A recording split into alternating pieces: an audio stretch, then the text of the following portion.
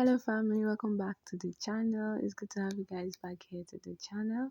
So in today's tutorial I'm going to be showing you how to make this lunch bag. It was a requested video, so I had to just make do with what I have at home to make it. I just want you to just focus on the illustration and how to go about it. As always, I'm going to give the measurements, and as always, please don't mind the roughness of this project. So the first body that I have here is the one that is the first body. Sorry, the first body that I have here is the first body. So the width is 10 inches and 13 inches. It's 10 inches in width and 13 inches in length. So I am going to divide it into two parts. The first part is going to be the one that is going to carry the zipper, and the second part is going to be the one that will go all the way to the back. So the first part, which is the one that is going to carry the zipper, is going to be a 6 inches thin. So this is just me trying to measure my 6 inches. So after measuring my 6 inches, I'm going to make my markings all through, and I'm going to fold it like this. This will serve as a guide. So now this measurements that I'm measuring is going to determine the measurement of the other part that is going to be the second panel, which is going to be the sides and the front. So since I have 6 inches on two sides and 10 inches on the other side, so that you see what I measured. So the width of what I have here is going to be 6 plus 10 plus 6. I hope you understand. That is how it's going to be. 6 plus 6 plus 10.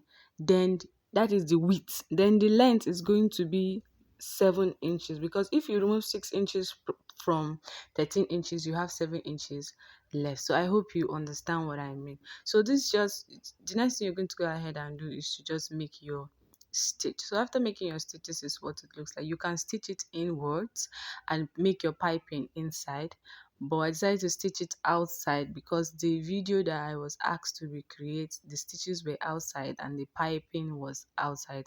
So you cut off any excesses and you just go ahead and start attaching the zipper to the other side. But before then, you just go ahead and cut out a handle. You could use um 15 inches, 20 inches, depending on how wide you want it to be. So you are going to put the handle via the 7 inches side. You go down by, you get the middle first, go out the two sides by 2 inches, then you go down by 3 inches or 2 inches, depending on how deep you want it to be. So after you attach your handle to the first body like this, now if you want to attach your handle to the second body, you go ahead and make your stitch. Then to attach the handle for the second body, you have to get the middle. Now, how are you going to do it? You will measure the panel the way you see me. I'm measuring like this. You measure out 6 inches from this end. The first end is 6 inches, the second end is 6 inches, and the middle is 10 inches. So you measure 6 inches from this end like this. Then you measure out 6 inches from the other end. Then you divide what you have in the middle. So if you have 6 plus 6 plus 6, that is 10, 16, 16. So that's 22. So when you now get the middle of the 10 inches, you go out from the both sides like 2 inches as well. Then you come down by the same 3 inches, the same thing you did on the first body. So you just attach your handle and you just go and make your stitches. So this thing that I am using has this is it Gucci design or something. So I'm just going to go ahead and sew it to the middle of that 10 inches. So after stitching, this is what it looks like. The next thing to do now is to start coupling the bodies together.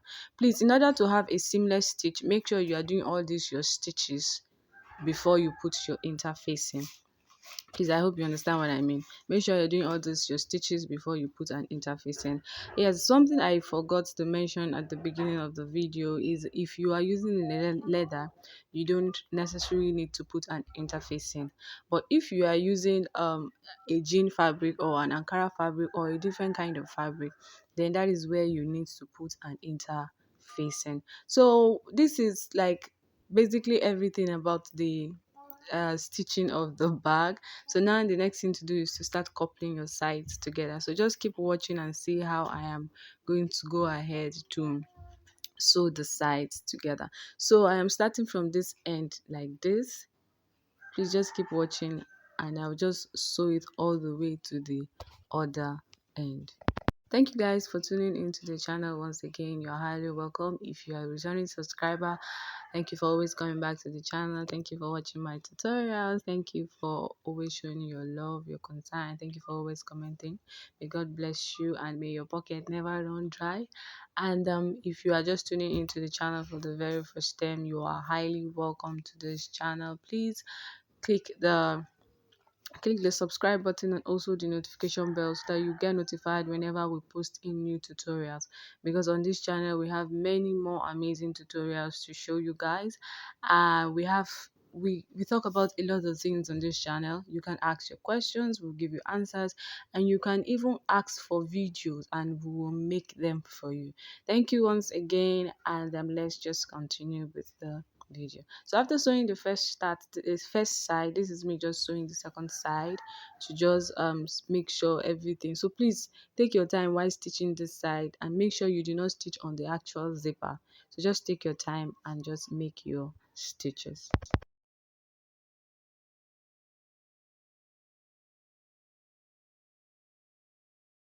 So guys, after I was done stitching, this is what it looks like. You see our bodies are already in place. I put one zipper because it was just an illustration video, but for you, please make sure you put two zippers. Now the remaining part is the bottom part. It is very, very simple.